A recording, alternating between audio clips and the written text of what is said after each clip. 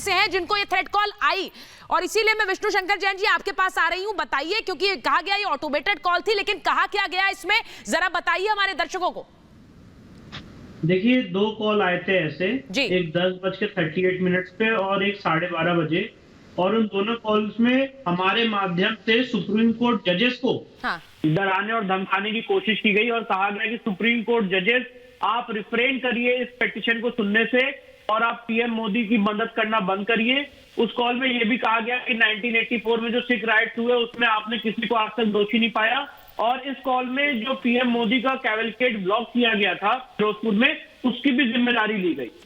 और एक सबसे गंभीर विषय ये है, ये सारे कॉल सुप्रीम कोर्ट के जो एक चुनिंदा एडवोकेट ऑन रिकॉर्ड्स है उनको आए हैं, और ये हमने जैसे कि आपने दिखाया कंप्लेंट भी फाइल की है commissioner of police, Delhi police को, साथ ही साथ जो डीजी एनआईए के उनको भी, क्योंकि मूलतः और जनरली जो सुप्रीम कोर्ट के एडवोकेट ऑन रिकॉर्ड्स होते हैं उनका नंबर जनरल पब्लिक डोमेन में नहीं होता है। एक हमारी स्पेशल डायरेक्टरी है और उसमें कोई एंटर करता है तो उसका भी प्रिवेंशन है, और generally her advocate on record का नंबर सार्वजनिक नहीं होता है। तो इस तरह से अगर आप जो लोग जस्टिस डिलीवरी सिस्टम और जस्टिस डिलीवरी मैकेनिज्म के पार्ट हैं, अगर उनको आप धमकी देते हैं तो क्या सोचते हैं ये आतंकवादी क्या हमको डरा लेंगे कि हम अपना जो काम अपनी ड्यूटी कर रहे हैं, मैं आपके चैनल के माध्यम से कहना चाहता हूं, उसको हम करते रहेंगे।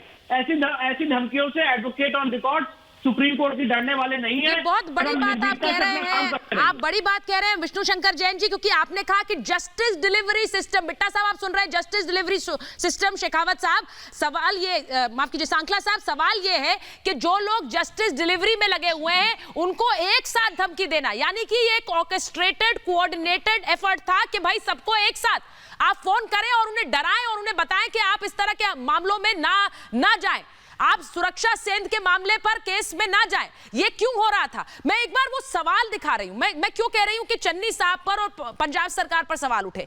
घटना के दिन बिना जांच के उन्होंने कह दिया कि कोई चूक नहीं हुई, सब क्लियर था, किसी तरह की कोई सुरक्षा में सेंध नहीं थी, उन्होंने कह दिया। उसके बाद मामले की जांच के लिए उन्होंने कमेटी बना दी। अब अगर कोई चूक नहीं थी तो कमेटी क्यों बनाई गई? इसके बाद क्या एक्शन हुआ? डीजीपी को हटाया गया, एसएसपी का तबादला कर दिया गया। अब सवाल वही कि चूक नहीं तो डीजीपी को क्यों हटाया गया? क्योंकि डीजीपी डायरेक्टली रिस्पॉन्सिबल थे इस पूरे मामले में सिक्योरिटी को कोऑर्डिनेट करने के लिए एसपीजी के साथ। अब घटना की रिपोर्टिंग वो प्रियंका गांधी को क्यों कर रहे हैं? सवाल ये नहीं है कि उनको क्यों कर रहे हैं, उनको ही क्यों कर रहे हैं, क्योंकि बाकी सब तो वो ये कहते फिर रहे हैं कि भाई कोई सिक्योरिटी लैप्स नहीं हुआ। और इसीलिए इन सारे बयानों को लेकर और जिस तरह की जो घटनाक्रम हुआ है उसे लेकर सवाल उठ रहे हैं। मैं एक बार बिट्टा साहब आपके पास आ रही हूं। ये जो पूरा मामला सामने आता है, मैंने पहले ही दिखाया, पाकिस्तानी बोट उस इलाके में मिलना, 3 आतंकवादी मोगा से गिरफ्तार होना 2 दिन बाद। वहीं ये हम बार बार